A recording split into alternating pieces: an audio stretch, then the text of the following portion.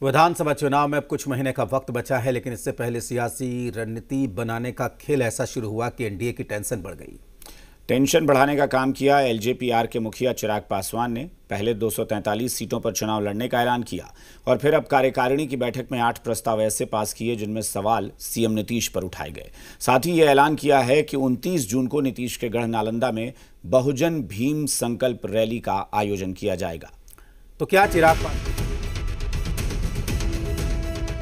चुनाव से पहले एलजेपीआर के मुखिया चिराग पासवान के तेवर बदले बदले से हैं।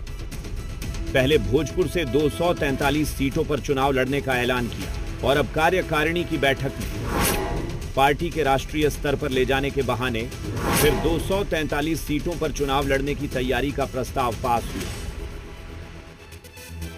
हमारे गठबंधन में जितने भी दल हैं, सभी की आपस में बातचीत चल रही है। बातचीत जब आपसी पूरी हो जाएगी तब आप सभी लोगों को इसकी जानकारी दे दी जाएगी। लेकिन बिहार विधानसभा के चुनावों के मद्देनजर हमारी पार्टी की तैयारी पूरे के पूरे 243 सीटों पर चल रही है। टेंशन की बात सिर्फ इतनी ही नहीं है। जो 8 प्रस्ताव पास हुए हैं उसमें गूढ़ शब्दों वाले प्रस्ताव के अलावा कम से कम 3 में अप्रत्यक्ष रूप से नीतीश कुमार सरकार पर यह आरोप लगाते हुए हमला किया गया है। राज्य में बहुजन के साथ अन्याय किया जा रहा है, इसका आरोप प्रस्ताव में लगाया गया है।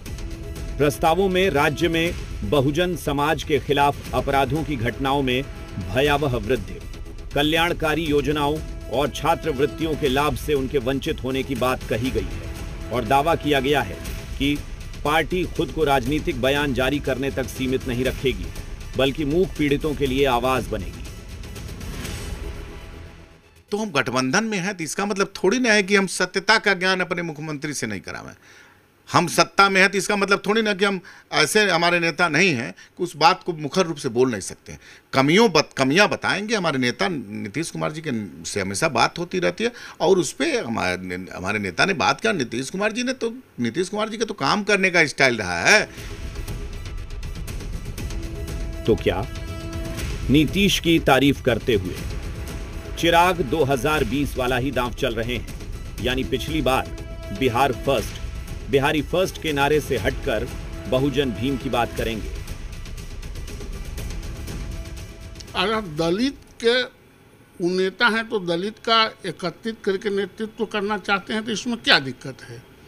वो नालंदा हो, पटना हो, भोजपुर हो, सासाराम हो, कहीं हो, इसमें कठिनाई क्या है? अब ये तो बिहार के माननीय मुख्यमंत्री जी को समझना पड़ेगा कि किनके लंका में आग लगाएंगे वो।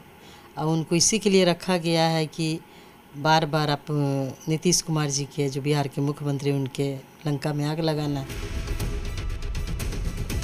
बीजेपी के चिराग के इस दांव से कोई परेशानी नहीं है, लेकिन हां, जेडीयू की तिलमिलाहट देखते बन रही है।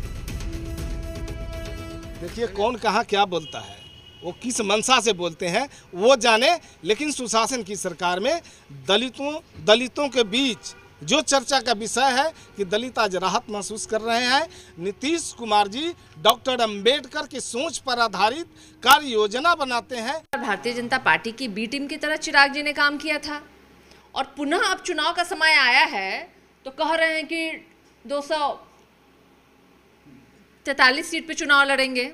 हाँ, तो भाई आप गठबंधन में हैं भी या नहीं भी हैं, पहले तो वो क्लियर कर दीजिए।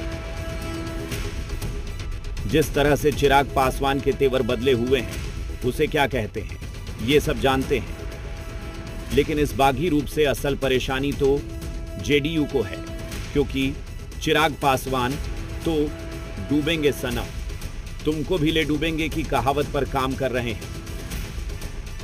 रूपेंद्र श्रीवास्तव, जी मीडिया, पटना।